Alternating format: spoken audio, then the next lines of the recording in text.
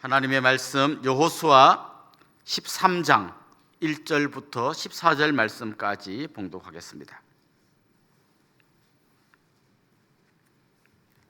여호수아 13장 1절부터 14절까지 저와 여러분이 한 절씩 교독하겠습니다. 여호수아가 나이가 많아 늙음에 여호와께서 그에게 이르시되 너는 나이가 많아 늙었고 얻을 땅이 매우 많이 남아 있도다. 이 남은 땅은 이러하니 블레셋 사람의 모든 지역과 그술 족속의 모든 지역 곧 애굽 앞 시올 시내에서부터 가나안 사람에게 속한 북쪽 에그론 경계까지와 블레셋 사람의 다섯 통치자들의 땅 곧 가사 족속과 아스도 족속과 아스글론 족속과 가드 족속과 에그론 족속과 또 남쪽 아위 족속의 땅과 또 가나안 족속의 모든 땅과 시돈 사람에게 속한 무아라와 아모리 족속의 경계 아베까지와 또 그발 족속의 땅과 해 뜨는 곳에 온 레바논 곧 헤르몬산 아래 발가데스부터 하맛에 들어가는 곳까지와 또 레바논에서부터 미스르보마임까지 산지의 모든 주민 곧 모든 시돈 사람의 땅이라. 내가 그들을 이스라엘 자손 앞에서 쫓아내리니 너는 내가 명령한 대로 그 땅을 이스라엘에게 분배하여 기업이 되게 하되 너는 이 땅을 아홉 지파와 므낫세 반 지파에게 나누어 기업이 되게 하라 하셨더라.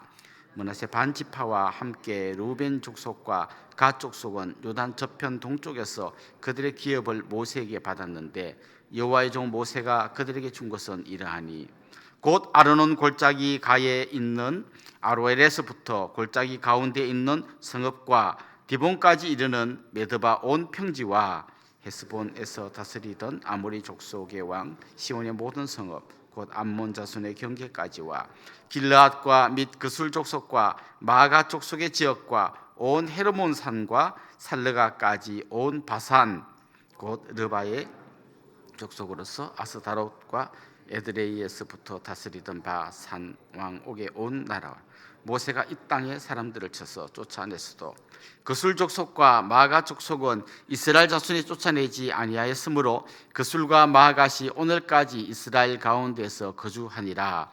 오직 레위 지파에게는 여호수아가 기업으로 준 것이 없었으니 이는 그에게 말씀하신 것과 같이 이스라엘의 하나님 여호와께 드리는 화제물이 그들의 기업이 되었음이더라. 아멘. 창세기 12장 7절에 보면 하나님께서 아브라함에게 약속을 주십니다. 이 가나안 땅을 너와 너의 자손에게 주겠다라고 약속하십니다. 그런데 실제로 아브라함이 그 땅에 사는 동안 가나안 땅 전체에서 자기가 소유했던 곳은 막벨라 동굴, 가족의 공동묘지로 쓰려고 샀던 그 막벨라 동굴 말고는 자기가 소유한 땅이 없었습니다. 대신 이제 그 후손들에게 그 땅을 하나님 주시겠다고 약속한 거죠.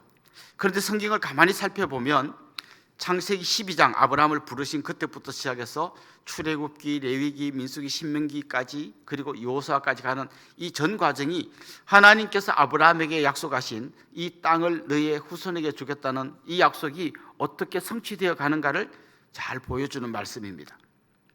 잘 보시면 하나님께서 아브라함이 약속하신 이후에 나중에 그의 후손인 야곱이 가나안 땅을 떠나서 애굽으로 갑니다. 거기서 하나님이 약속하신 대로 많은 후손을 거기서 이제 보게 됩니다. 건너갈 때는 70명이 건너갔지만 애굽에 가서 이제 몇백만이 될 만큼 굉장히 큰 민족이 되었습니다. 그 애굽에서 약 400년 살았습니다. 처음에는 귀족으로 살았지만 나중에는 애굽 사람들의 종이 되어서 굉장히 힘들게 애굽에서 살았습니다. 그때 그들이 하나님께 막 힘들어하고 호소하고 할 때 하나님이 그들의 호소를 들으시고 그들을 애굽에서 나오게 하셔서 광야 40년을 또 통과하게 하셨습니다. 그리고 마침내 가나안 땅에 들어가서 이제 아브라함에게 약속하신 땅을 차지하게 하십니다. 그러니까 지금까지 창세기, 출애굽기, 레위기, 민수기, 신명기까지 오는 동안 계속 하나님이 이제 가나안 땅을 한번 벗어났던 그들이 다시 가나안 땅으로 오는 전 과정을 서서히 소개하고 있습니다. 그러다가 마침내 여호수아서에 들어오면 이스라엘 백성이 이제 가나안 땅에 들어옵니다. 들어와서 1장부터 12장까지 보면 거기에 있는 가나안 족속들과 전쟁을 벌입니다. 큰 그림을 보여주자면 처음에는 그들이 여리고와 아이성으로 들어옵니다. 그게 지도에 넣고 보면 가나안 땅 한복판으로 들어오는 겁니다.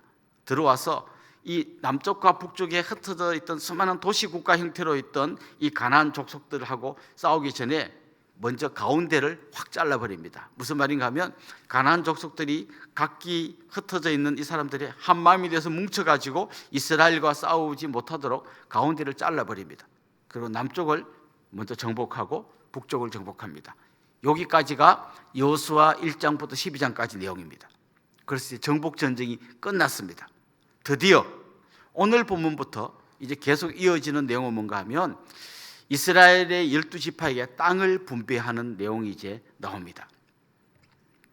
드디어 하나님께서 오래전에 수백 년 전에 아브라함에게 약속하셨던 그 약속이 어떻게 성취되어 가는가를 보여주는 거죠. 우리가 이렇게 본문을 놓고 그 안에 있는 좁은 내용을 보기도 하지만 때로는 이렇게 마치 저 드론을 타고 높이 올라가서 사진을 찍듯이 긴 여정을 지금 제가 설명을 드린 겁니다. 여기서 우리가 중요하게 봐야 될 게 뭔가 하면 하나님께서 아브라함에게 하셨던 약속을 절대 잊어버리지 않고 계속해서 그 약속을 지켜서 마침내 가나안 땅을 차지하게 하신다는 것입니다. 자, 그런데 오늘 우리는 아주 중요한 질문을 한번 던져봐야 됩니다. 알겠는데 이거하고 우리하고 무슨 상관이 있습니까? 이스라엘 백성들이 그 긴 세월 동안 마침내 하나님의 약속이 성취되어서 가나안 땅을 차지한 거하고 오늘 지금 새벽 기도에 나와 있는 우리하고 무슨 상관이 있습니까? 라고 하는 질문을 던져봐야 합니다. 우리가 성경 읽을 때 이 말씀이 내 말씀이 돼야 되잖아요. 그러면 이제 우리 좀 짧게 생각하면 나에게도 땅을 주시려나? 뭐 이런 생각을 할 수도 있을 것 같습니다. 도대체 우리한테 이 말씀은 어떤 의미가 있을까요? 오늘 저는 이 아침 두 가지를 말씀드리려고 하는데 첫 번째는 이런 겁니다. 천국에서 우리가 기업을 얻을 것을 미리 보여주시는 말씀입니다. 혹시 여러분 장례식에 가셔서 찬송 부를 때 요단강 건너가 만나리 이런 찬송 많이 부르죠. 또 뭐 누가 돌아가셨으면 뭐 요단강을 건너가셨다. 또 아니면 뭐 큰 사고가 나서 거의 죽을 뻔했던 사람은 하마터면 요단강 건널 뻔했다. 아이고 요단강에 한 발 담갔다가 괜신이 빠져나왔다. 뭐 이런 얘기들 우리 잘 합니다. 요단강을 건너간다는 이 말이 무슨 말일까요? 사실 요단강을 건너간다는 말은 이 이스라엘 백성들이 요단강을 건너서 가나안 땅에 들어가는 이 그림하고 우리가 천국 들어가는 그림을 같이 놓고 우리가 이야기할 때 요단강을 건너간다 그러는 거거든요. 이스라엘 백성들이 요단강 건너기 전에 광야에 살지 않았습니까? 사도행전에 보면 스데반이 설교할 때에 광야교회라는 말을 썼습니다. 무슨 말인가 하면 지금 우리가 교회 생활하는 지금이 마치 광야 생활 같다는 거예요. 그러다가 우리가 이 땅에서 숨을 거두고 눈을 감는 순간 우리는 광야 생활을 하던 이 세상을 떠나서 요단강을 건너 가나안 땅에 들어가는 것처럼 마침내 우리가 저 천국에서 하나님이 약속하신 기업을 얻게 된다는 거죠. 오래전에 아브라함에게 하신 약속을 절대 잊어버리지 않으시고 마침내 이스라엘 백성들이 가나안 땅에 들어가게 해주셨던 것처럼 하나님께서 우리에게 약속하신 저 천국의 영원한 기업을 그 약속을 잊어버리지 않고 반드시 성취하신다는 거예요. 여러분 그런 걱정 안 되십니까? 이렇게 천국 갈 줄 알았는데 천국 문 앞에 딱 섰는데 너 누구니 잘 모르겠다 뭐 아니면 아유 너하고 약속했나? 내가 잊어버렸다. 이러면 우리 어떻게 할 거예요? 그때 가서 절대 그럴 일이 없다는 거예요. 하나님이 수백 년이 지났지만 그 아브라함하고 하셨던 그 약속을 마침내 깨알같이 꼼꼼히 지켜서 마침내 가나안 땅에 들어가게 해주신 것처럼 하나님 우리를 저 영원한 천국에 인도하여 가실 것이고 거기서 우리에게 기업을 주실 것이다. 우리는 그 믿음 갖고 사는 거다라는 거죠. 이게 오늘 본문이 우리에게 적용하게 해주는 첫 번째 중요한 주제입니다. 두 번째 주제는 이겁니다. 우리가 마귀와의 전쟁에서 싸워 반드시 승리한다는 것을 보여주는 말씀이다. 이렇게 요약할 수 있겠습니다. 오늘 본문을 보면 약간 의아한 장면이 나옵니다. 지금 12장까지가 어떤 내용인가 하면 가나안에 있는 모든 족속과 가운데를 치고 남쪽을 치고 북쪽을 쳐서 모든 전쟁을 다 끝낸 상황입니다. 그리고 이제 땅을 분배하는 상황이 오늘 본문부터의 상황이에요. 그런데 오늘 본문을 잘 보면 아직도 정복하지 못한 곳이 많이 있다는 걸 오늘 본문이 이야기합니다. 아직도 정복하지 못한 곳이 많이 있어요. 그 상태에서 땅을 분배하는 거예요. 그럼 이제 어떻게 해야 됩니까? 땅을 분배받은 그 지파들이 땅을 분배받았으면 자기 지파의 경내에 있는 아직도 해결하지 못한 가나안 족속을 이제 자기들이 쳐서 싸워서 승리해서 그 땅을 차지해야 된다는 그런 이야기예요. 그런데 문제는 뭔가 하면 오늘 본문을 잘 보면 여호수아가 나이 많아 늙었다는 거예요. 자기들의 지도자인 여호수아는 나이 많아 늙었고 이스라엘 백성들은 그 상황 속에서 다시 이제 그 남은 가나안 잔당들을 맞아서 싸워 승리해서 그 땅을 차지해야 되는 바로 그런 순간이라는 것이죠. 그런데 이런 암담한 상황 속에서 하나님이 이스라엘 백성들에게 약속을 주십니다. 7절에 보면 이렇게 되어 있습니다. 내가, 하나님이죠, 내가 그들을 이스라엘 자손 앞에서 쫓아내리니 너는 내가 명령한 대로 그 땅을 이스라엘에게 분배하여 기업이 되게 하되, 이런 말씀이 있습니다. 오늘 이 말씀을 잘 보면 이스라엘 자손 앞에서 가나안 족속을 쫓아내는 거, 여호수아는 나이 늙어서 이제 힘이 없고 어떻게 누가 하는 거죠? 이스라엘 백성들이 해야 됩니다. 그런데 자신이 없어요. 그런데 하나님 뭐라 그러십니까? 내가 그들을 이스라엘 자손 앞에서 쫓아내겠다는 거예요. 누가요? 하나님이 하겠다는 거예요. 우리 한글 성경에 보면 그냥 약간 밋밋하게 이렇게 되어 있습니다만 히브리어로 보면 굉장히 강조된 단어가 뭔가 하면 내가라는 단어, 내가, 이게 굉장히 강조되어 있어요.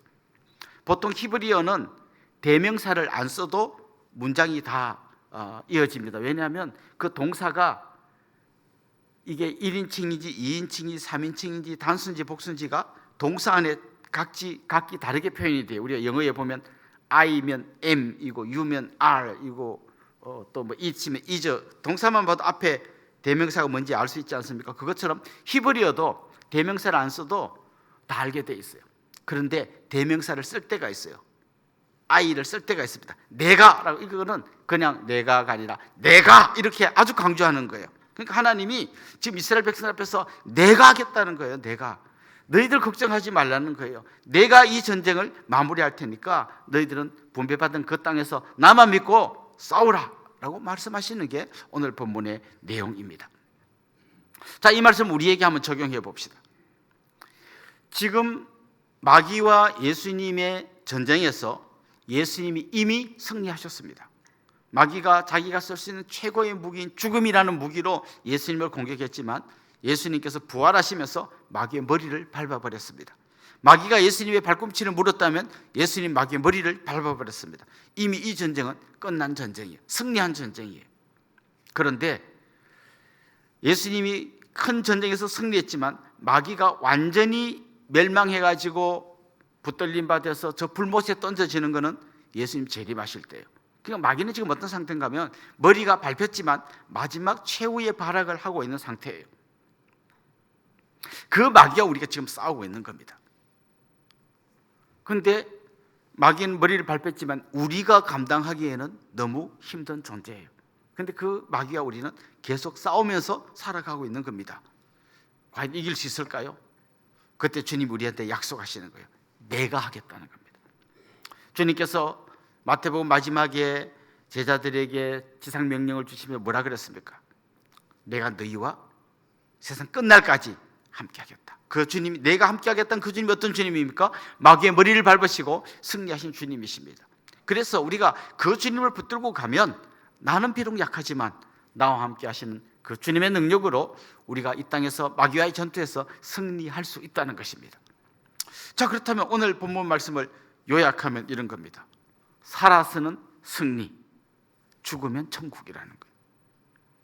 오늘 이 말씀은 이스라엘 백성들이 땅 얻었는데 뭐 그거하고 우리하고 무슨 상관이 있냐가 아니라 이 땅에서 사는 동안 우리는 주님과 함께 승리할 것이고 주님 부르셔서 요단강을 건너가면 우리는 약속하신 영원한 기업, 저 천국을 얻게 될 것이라는 겁니다. 그래서 우리 그리스도인들은 아무리 힘들고 아무리 어려도 두 다리 뻗고 자는 거예요. 살아서는 승리, 죽어서는 천국. 이게 우리의 삶이라는 것입니다. 이는 복된 삶 살아가시면서 날마다 승리하시고 천국의 소망으로 살아가시는 우리 모든 성도님들 될 수 있기를 주님의 이름으로 축원합니다. 기도드리겠습니다. 참 좋으신 우리 하나님, 우리의 연약함을 아시는 주님, 그런데 우리를 절대로 홀로 내버려 두지 않으시고 끝까지 우리를 붙드시고 책임지시는 주님임을 믿고 찬송합니다. 하나님, 살아서는 주님과 함께 승리하는 저희들 되게 하시고, 또 주님 부르시면 소망 가운데서 요단강을 건너 영원한 천국에 입성하여 주님이 예비하신 기업을 누리는 복된 삶임을 믿고 담대하게 살아가는 모든 성도님들 되게 하여 주옵소서. 감사하고 예수님의 이름으로 기도드리옵나이다. 아멘.